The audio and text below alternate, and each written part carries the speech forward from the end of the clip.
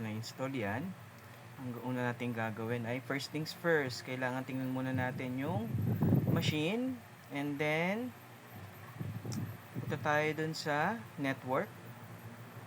Palitan nyo to ng NAT, yung NAT ng internal network. And then, okay. So, bago kayo mag-install ng server, be sure merong static IP yung inyong server. So, ito po, properties, punta kayo sa properties ng TCP IP properties, and then lagay kayo ng gusto nyong IP address. For example, 192.168.1.4, and then okay. After nito, i-restart nyo muna yung server nyo bago kayo mag-proceed dun sa mismong installation ng server. So wait muna natin yung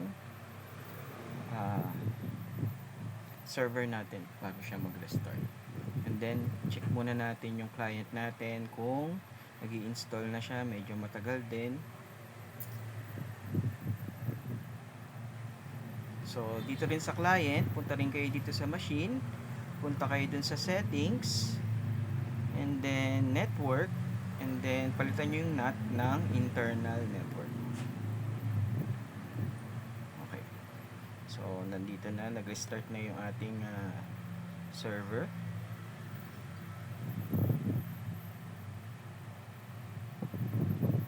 So input, control, alt, delete, insert, lagay natin yung password natin. Yung password po natin ay combination ng uppercase and lowercase.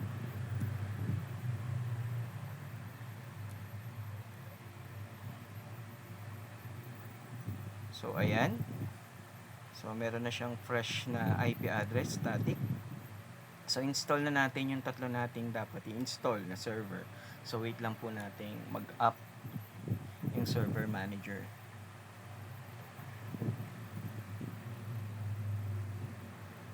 Okay? So punta dito tayo sa add roles. Just click the add roles. Okay, wait muna daw. Okay, so add roles. Punta kayo dun sa next. Installation type natin, syempre role based or pictures of base installation. So next, so nandun na po yung IP address na nilagay natin. So next, so install po natin yung active domain service, add features, and then DHCP, add features, and then DNS, add features, and then next lang po ng next hanggang sa makapunta tayo dun sa confirmation, and then install po natin. So wala muna kung kayong gagalawin after the installation.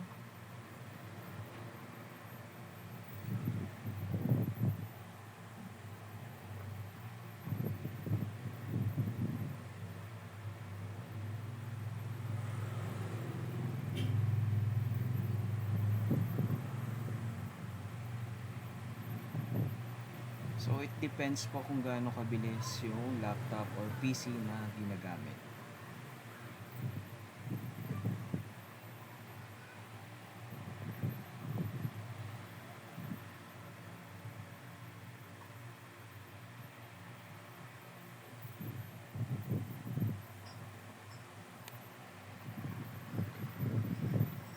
So medyo nakakainip lang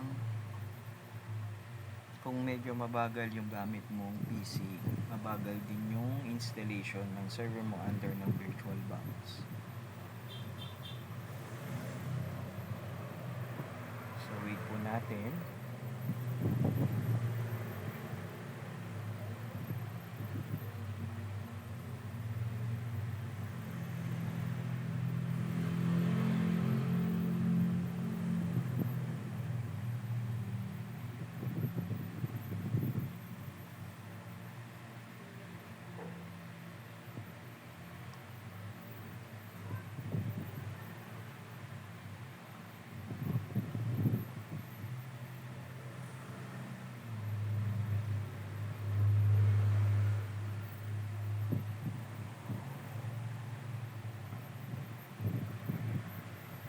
So, after the feature installation, click nyo po itong promote this server to a domain controller para ma-configure natin yung domain.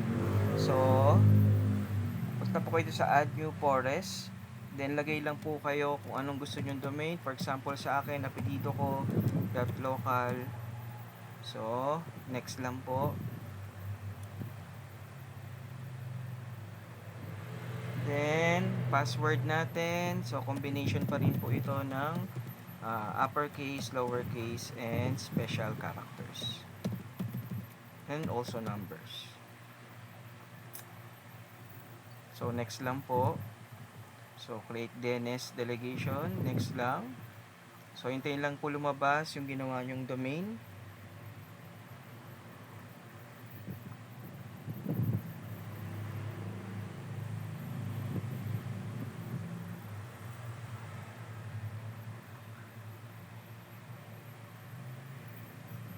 So, lumabas na po yung domain nyo. And then, click lang ang next. So, next lang po ulit. And then, next lang ulit.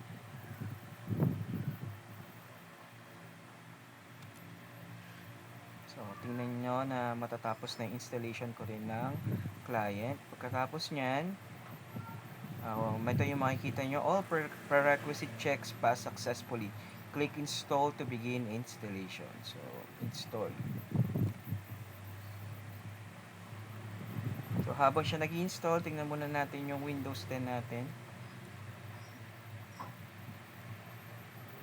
So, getting ready na po ang Windows 10.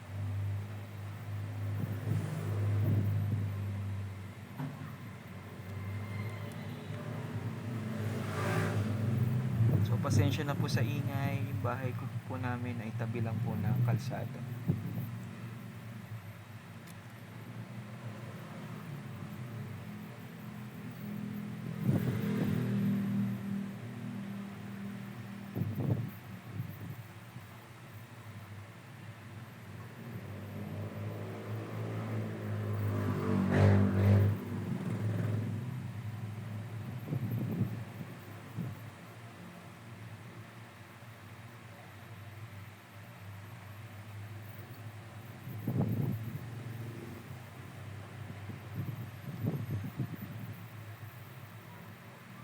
So, it depends pa rin po sa bilis ng computer.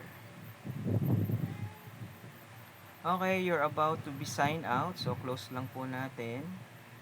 And then, close lang natin to. Close. So, magre-restart na po siya.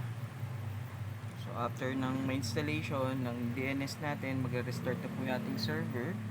So, wait lang po natin kasi mag-a-apply pa siya ng settings dun sa loob ng mismong server.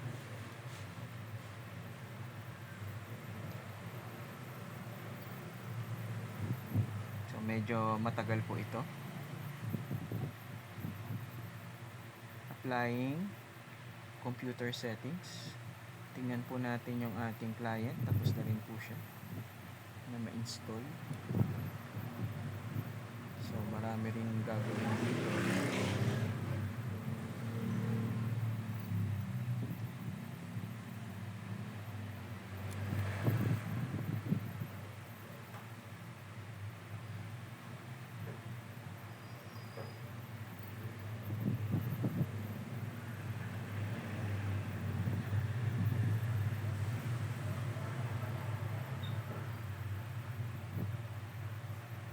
Just a moment.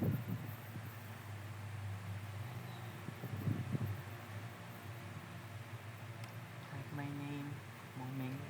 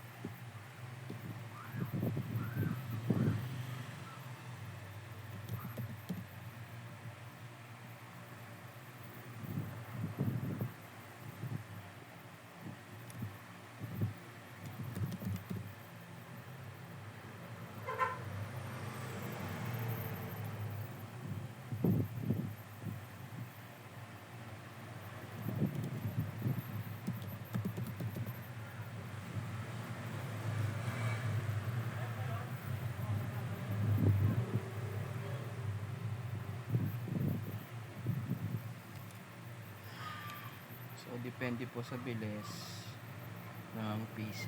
So medyo hindi rin ganun kabilis ang aking PC.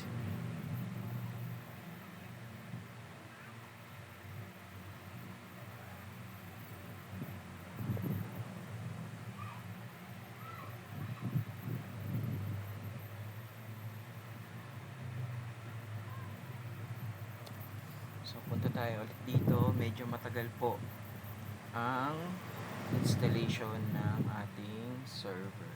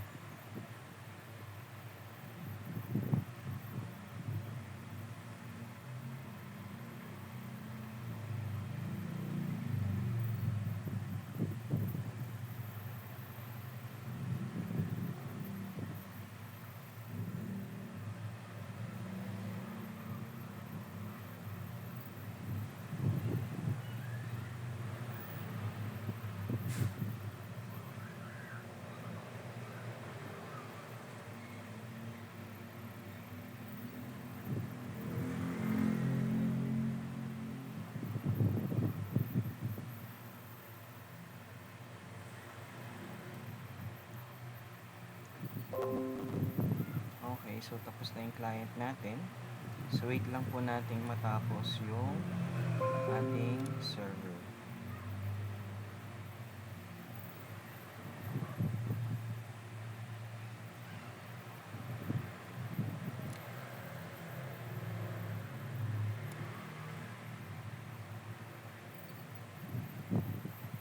Okay, so tapos na rin po. So, after ng installation natin, buksan na po natin yung ating server para i-configure natin ang DHCP.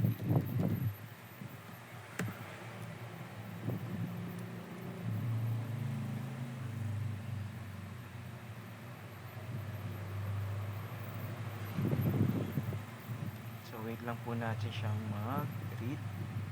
Hintayin natin yung exclamation point dito sa may flag na to. So pag lumabas na po siya, just click this notification, yung exclamation point, and post deployment configuration. So complete DHCP configuration. So click nyo lang yon, and then next. So next lang natin, commit, and then close.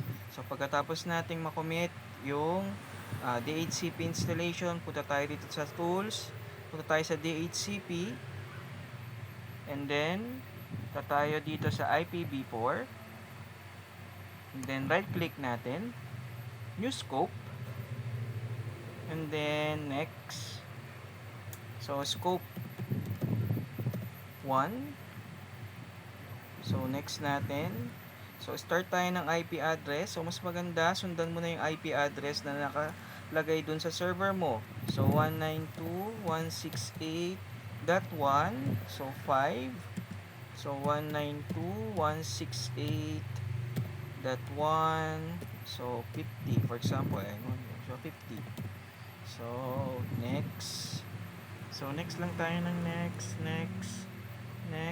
So next lang. So next. Yes. So next natin. So finish. So, papansin nyo, pagkatapos kong mag-finish dito sa scope ng DHCP natin, may lalabas dito sa ating client na pumasok tayo mismo dun sa loob ng mismong cruise.local. So, tingnan natin kung nagkaroon siya ng IP address. So, run cmd ipconfig. So, yun, meron na siyang IP address. So, meron na tayong DHCP. So, gagawa tayo ngayon ng user sa ating Active Directory. So, Active Directory domain. So, dito lang tayo sa cruise.local. So, right-click natin. So, manage. Tapos ng manage, punta kayo dito sa cruise.local. And then, punta kayo sa user. Right-click lang po natin dito sa may user, new. And then, user. So, for example, Raymond Cruz.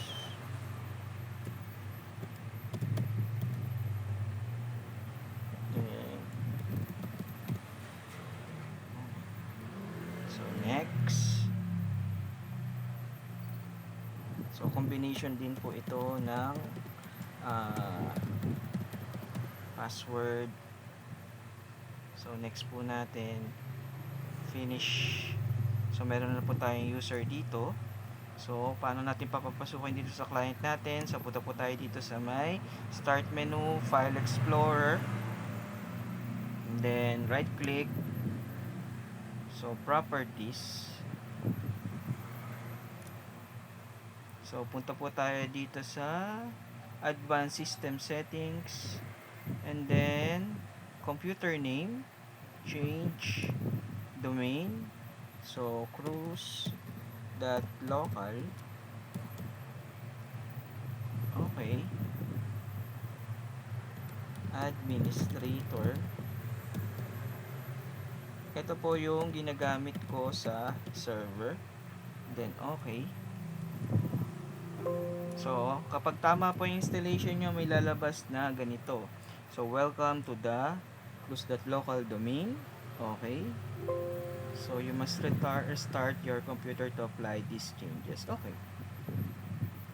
So, close. Restart now.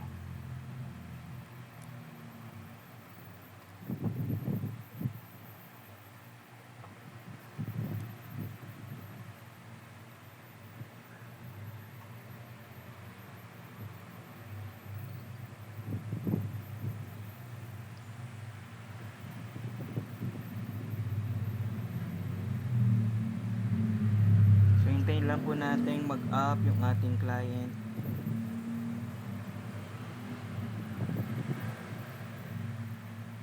So, ito na po. So, punta rito tayo sa other user.